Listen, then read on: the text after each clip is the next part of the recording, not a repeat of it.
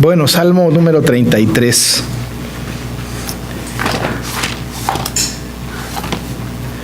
La lectura de los salmos, la meditación de los salmos es importante, es necesaria, como necesaria también es cualquier reflexión de cualquier parte de la palabra. La verdad es que la palabra predicada siempre es importante, es parte de los medios de gracia y es absolutamente necesaria escucharla, compartirla, estudiarla. Es muy necesario estudiarla a partir de su contexto y desde luego de la intención con que el Espíritu Santo inspiró a aquellos para escribirla. El rey David ha escrito muchos salmos. Es posible que este Salmo 33 haya sido escrito con él. No está la inscripción ahí, no dice que el Salmo fuera escrito por el rey David. Sin embargo, la Septuaginta le atribuye el Salmo a David porque también es una especie de continuación del Salmo 32. Y el Salmo 32 sí que tenemos nosotros la inscripción de que es escrito por el rey David. Estos salmos 32 y 33, que son salmos que se leen de manera conjunta, son salmos importantes que tienen que ver con la adoración, con una alabanza al Señor. Es muy importante. He mencionado que este salmo está atribuido a David por la Septuaginta. Muy rápidamente digo que la Septuaginta es la versión griega del texto hebreo del Antiguo Testamento. El Antiguo Testamento fue escrito en hebreo y después fue traducido por estos 70 hombres al griego, y a esta versión griega del Antiguo Testamento se le llamó Septuaginta. De hecho, este es el libro, esta es la lectura que los apóstoles y Jesús leyeron. El Señor Jesús leyó la Septuaginta, sin duda, aunque él podía leer cualquier cosa porque es Dios, pero el apóstol Pablo, por ejemplo, siempre que cita la palabra en el Antiguo Testamento cita la expresión de la Septuaginta. Así es que la Septuaginta, sí, ese texto le atribuye la autoría de este salmo a David, y tenemos que pensar que David lo escribió, igual que el salmo número 32. Este salmo maravilloso es un salmo de alabanza, es un salmo de alabanza, y nos alegra mucho, nos da mucho gozo estudiar un salmo de esta naturaleza. En realidad yo quisiera comentar todo el salmo completo, pero no nos daría tiempo, de tal manera que solamente voy a reflexionar brevemente con ustedes de los primeros 4 versículos, solo de los primeros 4 versículos que son el tema de esta noche.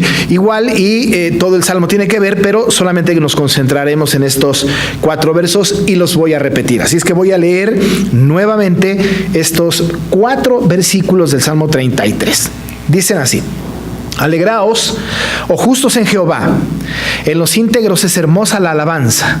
Aclamad a Jehová con arpa, cantadle con salterio y decacordio. Cantadle cántico nuevo, hacedlo bien, tañendo con júbilo, porque recta es la palabra de Jehová y toda su obra es hecha con fidelidad.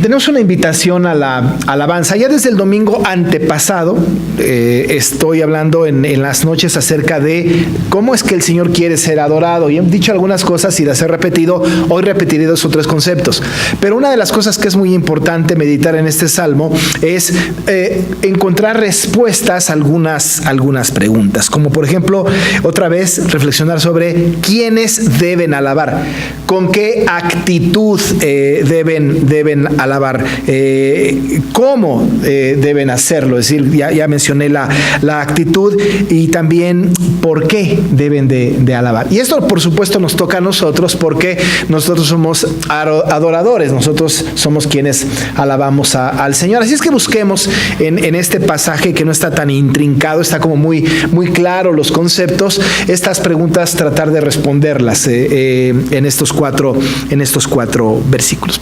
Primero contestaremos quién debe alabar. En la mañana, cuando predicaba yo sobre 1 Corintios, hablaba del capítulo 2, de los versículos 6 al 16, especialmente en el versículo 14 de Corintios 2 y 15, hablaba de 2 hombres o de 2 personalidades. Hablé del hombre natural y del hombre espiritual. Por ahí también mencioné otros que estaban en el capítulo 3, del hombre espiritual carnal y el bebé espiritual. Y ahí estaban como categorizadas las personas, unos tenían unas características y otros otras. En este salmo encontramos otra vez personalidades, otra vez gente, hay grupos de personas, hay calificativos para estas personas, y que es muy importante acercarnos a estos adjetivos que tienen, estos calificativos a estas personas, y tratar de entender a qué se refiere el autor cuando menciona a estas personas. Para que podamos tener un concepto completo, vamos a tomar desde el último versículo del capítulo 32, porque está armonizado con el primer versículo del capítulo 33. Si usted nota el capítulo 32 al final, ¿no? Por eso es muy importante tener la Biblia abierta para checar que lo que se dice es la verdad. El último versículo del capítulo 32 dice: alegraos en Jehová y gozaos justos. Luego dice: y cantad con júbilo todos vosotros los rectos de corazón. Luego viene el versículo 1 del 33: alegraos, oh justos, en Jehová, en los íntegros es hermosa la alabanza.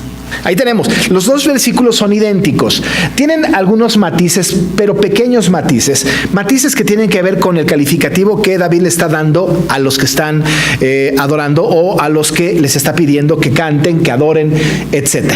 Está tres grupos o tres personas, que por cierto no son como diferentes, es el mismo grupo, las mismas personas con calificativos diferentes, es la misma persona, es como si nos hablara a nosotros. Si David nos estuviera hablando a nosotros, él podía decirnos a nosotros justos, a nosotros nos puede decir rectos de corazón, a nosotros nos puede decir íntegros. Así que estas tres calificativos hablan del mismo grupo de personas: justos, rectos de corazón, y también, por cierto, les llama íntegros, ¿no? Ahí está en el texto: alegraos en Jehová y gozaos justos.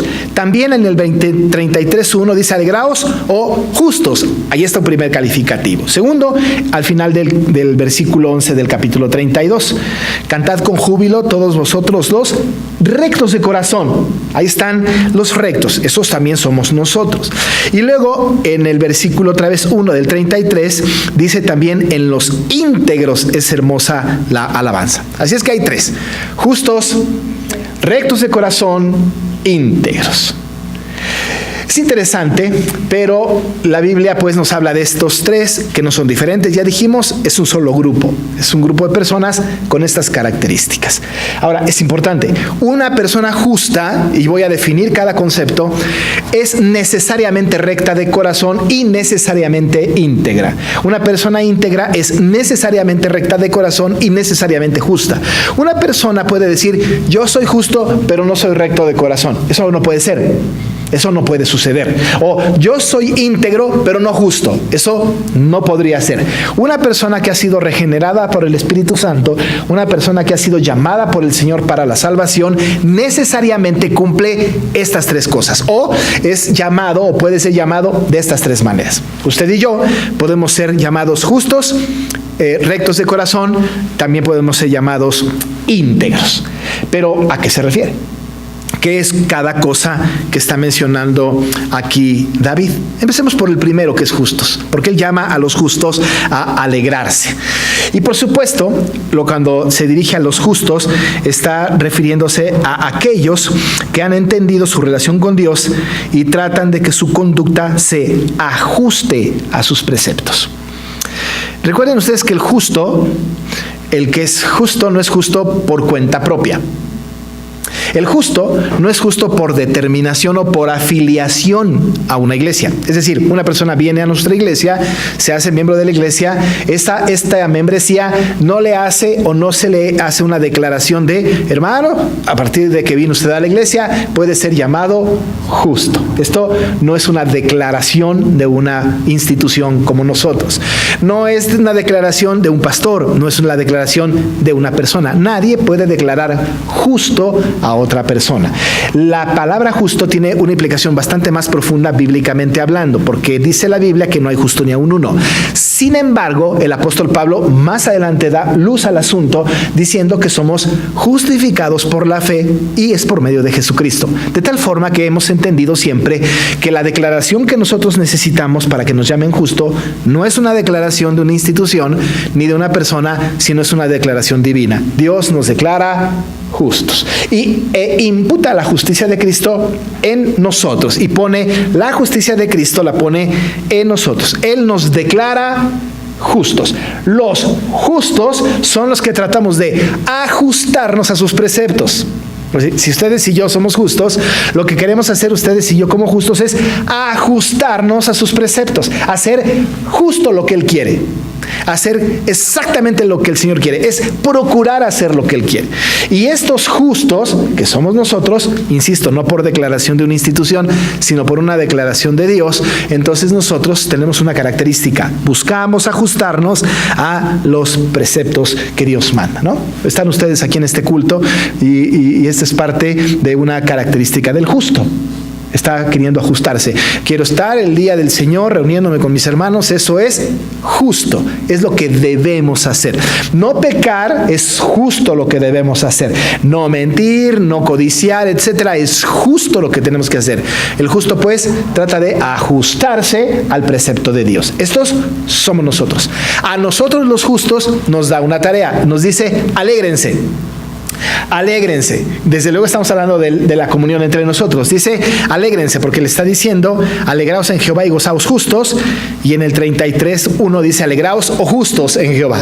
Gócense, alégrense. Nosotros tenemos una tarea, amado hermano, hermana, de alegrarnos. Tenemos que alegrarnos. Un creyente triste, un creyente no alegre, pues la pasa mal, ¿no? Tenemos que ser alegres. Recuerde usted lo que dice Proverbios, que un corazón alegre constituye un buen remedio, ¿no? Así que hay que tener nosotros gozo. Dice la Biblia, nos está instando: alégrense. Alégrense ustedes los que se ajustan. ¿Y cuál es el origen de nuestra alegría y de nuestro gozo? Es porque nos estamos ajustando a la voluntad de Dios, a sus preceptos, y nos alegra. Ahí están los justos. Pero está el otro, que son los rectos de corazón. El recto de corazón es aquel que no compromete su fe para servir a otras cosas que no sean las de Dios. No compromete su fe a nada que no sean las cosas de Dios. No compromete su fe. Es recto de corazón. Tiene un corazón modificado, por cierto, un corazón de carne ahora, un corazón que está dispuesto al Señor, desde luego justificado, ¿no? Pero es un corazón recto. El corazón recto es el que no negocia su fe tan fácilmente. Es un corazón en que no importa lo que esté pasando, no importa lo que el mundo diga, yo me voy a ajustar, yo voy a estar, no voy a negociar mi fe, no voy a negociar los estatutos de Dios por nada del mundo. Este es un recto de corazón, es decir, íntegro, ¿no? Pudiese ser un sinónimo, aunque ahorita hablaremos de la integridad, pero es un recto de corazón. Yo no voy a negociar ningún precepto bíblico, no lo voy a hacer en pro de ninguna verdad del mundo. No voy a negociarlo. Esto es un recto de corazón. Ahora, una manera bonita que lo dice la Biblia, y que no lo dice este salmo, pero lo dice otro, es este Salmo 24 que nosotros conocemos, ¿no? La pregunta que hace el salmista en el 24 es: ¿quién subirá al monte de Jehová? ¿Quién estará en su lugar santo? Y dice: el limpio de manos y puro de corazón, el que no ha elevado su alma a cosas vanas, ni jurado con engaño. Él recibirá la bendición de Jehová y justicia del Dios de salvación. El limpio de manos, el puro de corazón, este que no negocia, este que no pone en riesgo su fe negociando con otras cosas que no sean la voluntad de Dios. Estos son, pues, los rectos de corazón. Somos nosotros, justos pero rectos. Pero hay una tercera calificación o un tercer nombramiento de este grupo de personas, que es los íntegros, porque el texto dice: en los íntegros es hermosa la alabanza. El íntegro es aquel que tiene todo su ser comprometido con la causa de Dios. Todo su ser, todo su ser. Estoy hablando de todo su ser. No solamente las cosas que no se ven, como uno diría yo, mi pensamiento, mi ánimo, mi intención están comprometidas con Dios. No, todo mi ser, estoy hablando del ser, dirían los psicólogos, holístico, ¿no? Es decir, todo yo, ¿no? Completito, todo completo, ¿no? Estoy involucrado, estoy comprometido con la causa de Dios, ¿no? Tan comprometidos están los creyentes que incluso pueden llegar, o los creyentes del Antiguo Testamento, algunos en el Nuevo Testamento, llegaban a robar y se mutilaban la mano, ¿no? Es decir, porque mi mano pecó al robar, entonces está comprometida mi mano, había que cortarla, ¿no? Porque todo el ser completo, el cuerpo y el alma estaban comprometidos o están comprometidos. Una persona que tiene todo su ser comprometido es una persona íntegra, ¿no? Dice la Biblia, pues en los íntegros es hermosa la alabanza. El Salmo 101 nos habla un poquito de este hombre íntegro y me gusta el Salmo 101. Normalmente no voy de texto en texto, pero esta vez vale la pena solamente mencionarlo. Pero el Salmo 101 nos habla un poco acerca de este hombre íntegro. Dice el texto en el 101, en el versículo 2 al final, todo el 2, entenderé el camino de la perfección cuando vengas a mí. Y luego dice el salmista David, en la integridad de mi corazón andaré en medio de mi casa. Y luego dice, no pondré delante de mis ojos cosa injusta. Los ojos son íntegros. Aborrezco la obra de los que se desvían, ninguno de ellos se acercará a mí. Corazón perverso se apartará de mí, no conocerá al malvado. Al que solapadamente inflama a su prójimo, yo lo destruiré. No sufriría de los ojos altaneros y de corazón vanidoso. Todo el ser de la persona íntegra está involucrada en la causa de Cristo.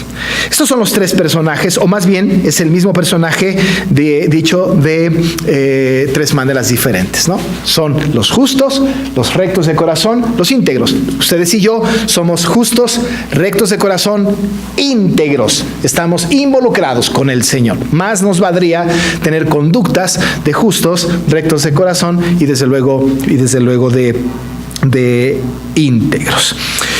A estos justos, rectos de corazón e íntegros, el Señor les pide que aclamen a Jehová, que se alegren en Jehová, que canten a Jehová. Una tarea que nosotros tenemos es esta, alabar al Señor. Y aquí hay tres cosas que se mencionan. Alegraos, tenemos que tener un canto alegre, ¿no? Dice el Salmo, cantad alegres a Dios, ¿no? Habitantes de toda la tierra, ¿no? Tenemos que cantar alegres, ¿no? En algún sermón hace algún tiempo decía yo que luego no cantamos tan alegres, ¿no? Hay iglesias en donde casi dicen, hermanos, vamos a sufrir el himno número tal, porque cantamos con una desgane, con un así como, pues ni hablar, hay que cantarlo. Pero, ¿no? Dice la Biblia, hay que cantar con alegría, hay que tener gozo cuando cantemos. Alégrense, ¿no? El corazón alegre, dice la Biblia, pues constituye un buen remedio. Tenemos que aclamarlo, ¿no? Tenemos que cantarle.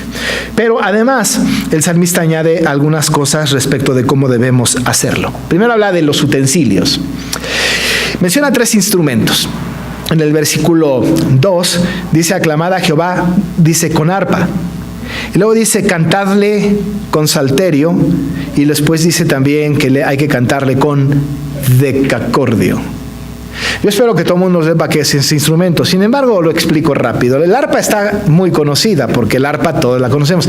Es un instrumento bastante actual, ¿no? En Veracruz es muy utilizada el arpa, ¿no? Las orquestas normalmente, una orquesta sinfónica, ¿no? Que tiene la mayoría de los instrumentos, ¿no? Digamos, no un cuarteto, no una orquesta de cámara, digamos una sinfónica, una grande, tiene arpa, ¿no?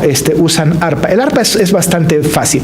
Quiero hacerles notar que estos instrumentos, los tres que mencionan aquí, son instrumentos de cuerdas, ¿no? Ahí está, por ejemplo, el arpa, que es un instrumento de cuerda. El salterio es otro instrumento de cuerdas, pero no está vertical como el arpa, pero está horizontal. Es decir, es un instrumento que está más bien horizontal, que tiene las cuerdas allá, y el que lo toca de manera horizontal este salterio. salterio tiene un ruido más metálico que el arpa, pero es un instrumento muy bonito que es tocado por gente muy especializada para tocar esto. Es como un piano sin las teclas. Es como si nosotros tomáramos solamente las cuerdas que están en el piano de manera horizontal y que la gente, en lugar de estar tocando las teclas, estuviera arpegiando las cuerdas. Este sería el salterio. Era más chico, desde luego, que el piano, cabía en la pierna de una persona y era tocada por especialistas en aquel tiempo, el salterio. El decacordio es un arpa pequeña, ¿no? En forma de U, ¿no? Muy chiquito, en forma de U. Algunos decían en forma de omega, como la letra griega, en forma de U, y tiene 10 cuerdas. De ahí que se llame decacordio. Solamente 10 cuerdas. Ese también está vertical y es tocado también arpegiando por los especialistas. Eran instrumentos de cuerdas. En aquel tiempo los instrumentos eran como muy importantes que se tocaran en la celebración del Señor, y el Señor había autorizado ciertos instrumentos. No hay ningún lado en la Biblia en donde diga todos los instrumentos están permitidos, solamente había algunos que estaban, digamos, permitidos. Es posible que no hayan inventado otros, pero también es posible que el Señor es atemporal. Es atemporal, el Señor es el mismo ayer, hoy y por los siglos. Es decir, que en este tiempo el Señor sí que conocía la batería, sí que conocía las maracas, sí conocía las claves, sí conocía las guitarras eléctricas. Claro, porque el Señor no es sorprendido por nada. El Señor no piensa ahora, ¿cómo no se me ocurrió meter la caja de resonancia en mi mandato en el Antiguo Testamento? ¿Cómo de haber sabido que iba a existir lo incluyo? No, esto no lo puede sorprender a Dios, porque Dios tiene un conocimiento de todas las cosas. Y con todo y esto el Señor ha establecido una manera de que su pueblo en aquel tiempo alabara, y específicamente para con David, bueno, estaba el salterio, el arpa y el decacordio. Una posible explicación es que eran los instrumentos que David tocaba, ¿no? Era lo más probable. Usted recuerda que cuando a Saúl le venían sus demonios, ¿no? Una manera de acallarlos era traer a David con su arpa para que le cantara, ¿no? David tocaba. Seguramente también tocaba el salterio, posiblemente también el decacordio. Ambos, el salterio y el decacordio, un poco más transportables, el arpa un poco más difícil de trasladar. Pero es posible que esto explique un poco por qué David menciona estos tres. Sin embargo, está mencionando los instrumentos musicales. Qué importantes son, ¿no? Qué importante es el instrumento musical en la adoración. Hemos de notar que estos instrumentos son accesorios, son los que acompañan y no son los protagonistas de la alabanza. El protagonista es el justo, el recto de corazón, el íntegro, ¿no? Nosotros escuchamos a los jóvenes tocar la flauta transversal, el piano, qué sé yo, algunos otros, el violín, algunos otros instrumentos, ¿no? Y lo que nosotros pensamos es, estas personas que los tocan son los rectos de corazón, los íntegros son los justos. Ellos son los que están adorando. El instrumento no adora. Los que adoran son los que ejecutan estos instrumentos. Y dice la palabra, bueno, estos tres, o este grupo que tiene estas tres características, debe de alabar con mucho gozo, con mucha alegría, tiene que aclamar a Jehová y tiene que cantar con estos instrumentos. Pero además añade un concepto más. Les dice que tienen que cantar cántico nuevo. ¿Qué es esto del cántico nuevo? Este cántico nuevo tiene dos interpretaciones, una nacional y contemporánea de esta época y otra escatológica del final del tiempo. ¿A qué me refiero? Una contemporánea de esta época, nacional, porque cuando se ganaba una batalla se componía un cántico. Cuando el Señor les daba una victoria al pueblo, entonces los encargados de la música, ¿no? Los que se encargaban de hacer la música nacional, componían un canto, componían una pieza musical que cantaban en honor a la victoria que el Señor les había dado, como el cántico de Moisés. Así que cuando había una gran victoria, ya sea con un ejército enemigo o pasar por un problema y salir victoriosos, había un cántico nuevo. Y David les está diciendo a estos justos, rectos de corazón e íntegros, que tienen que cantar un cántico nuevo. ¿Por qué? Porque han sido liberados de la esclavitud del pecado. Hay que cantar un cántico nuevo. Ahora, no significa que tenemos que inventar cantos nada más por inventar cantos, sino que normalmente en aquel tiempo tenía que ver pues con un asunto nacional. Pero hay un tema escatológico. Dice la Biblia en Apocalipsis que cuando nosotros muramos y nos vayamos al Señor, en nuestro corazón está escrito un cántico nuevo. Hay un cántico nuevo en el corazón del creyente, que ni el creyente conoce, que no conocemos. Ahí está grabado en nuestro corazón. Estamos, digamos que con este software precargado, diríamos hoy día, ¿no? Vamos a llegar al cielo y vamos a cantar un cántico nuevo, que también tiene que ver con este afán nacionalista y de victoria, porque hemos vencido a la muerte. Y llegaremos al cielo y tendremos un cántico maravilloso, un cántico nuevo, ¿no? Los cánticos nuevos hoy día no son los que componen los autores modernos, ¿no es cierto? No podemos llamarle cántico nuevo a una pieza de Jesús Adrián Romero, o de Jaime Murrell, o de Marcela Gándara, o de Lili Gutman, o de este grupo de personas. Estos no son cánticos nuevos. Estas son composiciones de personas falibles, ¿no? No es un cántico nuevo. El cántico nuevo tiene otra intención, según este texto de la palabra. Tiene una intención nacionalista en aquel tiempo, de victoria, pero por otro lado tiene un afán escatológico de que nosotros tenemos en el corazón grabado un cántico nuevo. El Señor nos manda que hagamos esto, a los justos, a los rectos de corazón, a los íntegros, que lo hagamos con los instrumentos musicales que tenemos. Pero por otro lado tenemos este cántico nuevo. El cántico nuevo emana de nuestro corazón. Tenemos una gran cantidad de himnos. Hoy cantamos un himno que hace mucho que yo no cantaba, que me gusta mucho, y lo cantamos, y este es un canto maravilloso. Habla de Dios, da honra al Señor, y es un canto maravilloso de confianza en el Señor. Este es un cántico maravilloso, un cántico nuevo, un cántico que alaba las virtudes del Señor. Hay que cantarlo. Pero por otro lado, dice el texto, algo que tiene una complicación. Dice, hacedlo bien. Hacedlo bien. Yo siempre he tenido un problema, hemos tenido siempre un problema cuando alguien dice, es que los cristianos tenemos que hacer todo perfecto, porque somos cristianos. Y eso causa un poco de problemas en mí, porque pienso, no podemos hacer las cosas perfectas. ¿Quién puede? ¿Quién lo puede hacer? No vamos a poder hacerlo en nuestra vida perfectas. ¿Cómo? ¿Cómo hacemos las cosas perfectas? ¿Cómo se hacen las cosas perfectas? De hecho, este texto no nos dice que lo hagamos de manera perfecta. Dice que lo hagamos bien.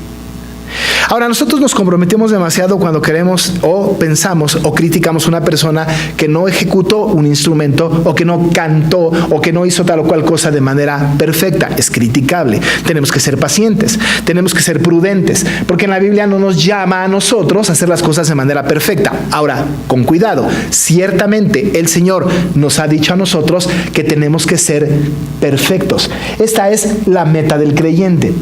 Ahora, la obra salvadora del Señor en nuestras vidas es perfecta. Ahora nosotros tenemos la posibilidad y llegaremos a ser perfectos en plenitud cuando estemos en la presencia de Cristo. Nuestra mirada, nuestra meta es ser perfectos, tener la mente de Cristo, ser como Cristo al final del tiempo. Esta es nuestra meta. Pero en el camino vamos a cometer errores. En el camino no vamos a poder hacer las cosas perfectas, porque perfecto es uno y ese es Cristo. Todos los demás somos falibles. Hasta que lleguemos a la presencia del Señor, seremos perfectos. Esto no significa que no debamos perseguir la perfección.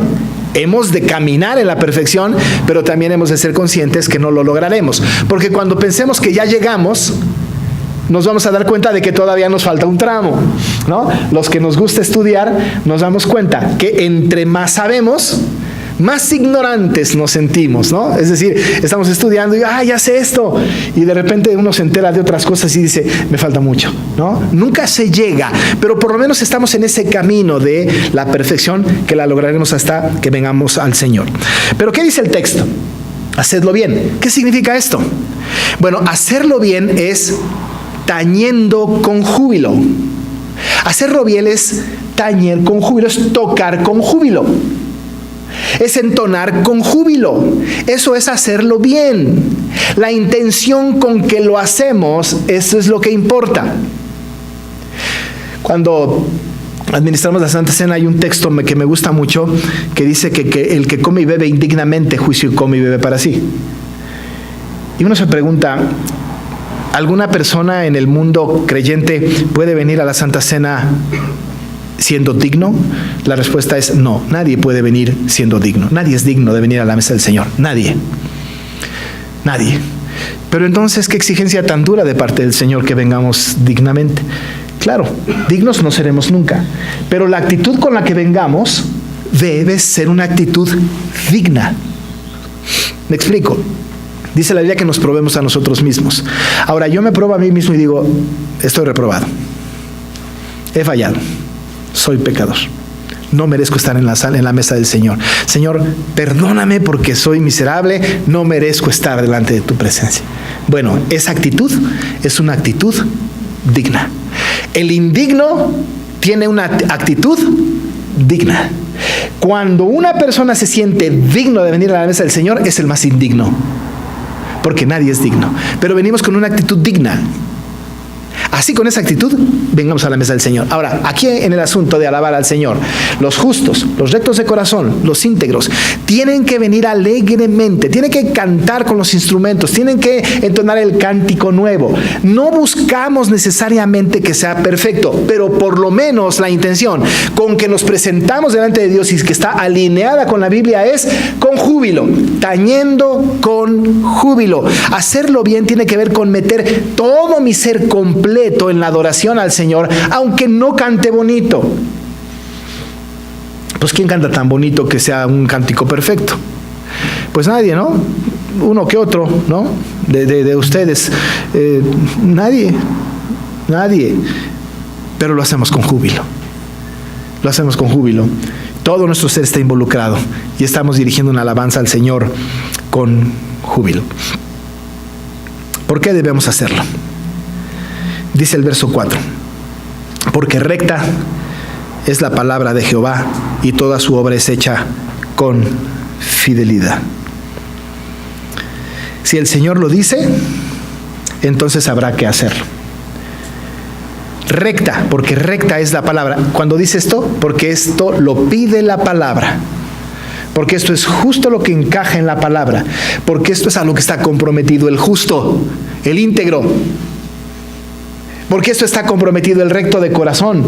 Porque la Biblia lo dice. Por eso tenemos que alabar al Creador. Con estas características nosotros. Porque la palabra lo dice. Porque recta es la palabra de Jehová y toda su obra es hecha con fidelidad. Así que nosotros alabamos al Señor. Nosotros somos justos. Nosotros somos íntegros. Nosotros somos los rectos de corazón. Nosotros alabamos alegres al Señor, aclamamos al Señor con gozo, cantamos con los instrumentos que tenemos, con gozo, nosotros alabamos. Tenemos un cántico nuevo en el corazón, escatológicamente hablando, al final del tiempo, pero también cantamos con gozo por haber sido librados del pecado. Nosotros lo hacemos bien, con una actitud de regenerados, una actitud que dignifica al Señor, tañendo con júbilo. ¿Por qué?